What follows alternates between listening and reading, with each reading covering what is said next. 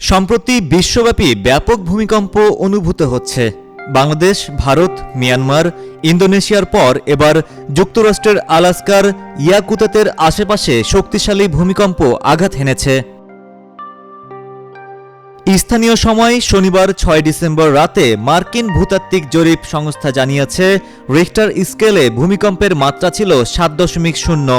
British সংবাদ মাধ্যম গার্ডিয়ানের প্রতিবেদনে বলা হয়, আলাস্কা ও কানাডার ইউকন সীমান্তের একটি প্রত্যন্ত অঞ্চলে ৭.০ মাত্রার একটি শক্তিশালী ভূমিকম্প আঘাত হেনেছে। তাৎক্ষণিকভাবে ক্ষয়ক্ষতি বা আহত হওয়ার কোনো খবর পাওয়া যায়নি।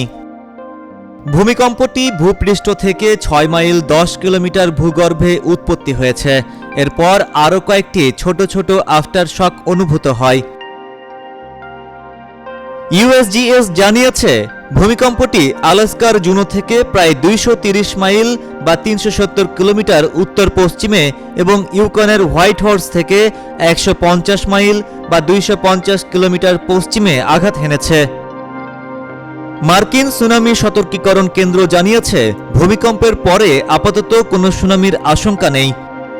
কানাডার ভূমিকম্পবিদ অ্যালিসন বার্ড বলেন, ইউকনের যে অংশে ভূমিকম্প আঘাত হেনেছে সেটি ছিল পাহাড়ি এলাকা, সেখানে খুব কম পরিমাণ মানুষ বসবাস করে। Desk report, citizen journal 24।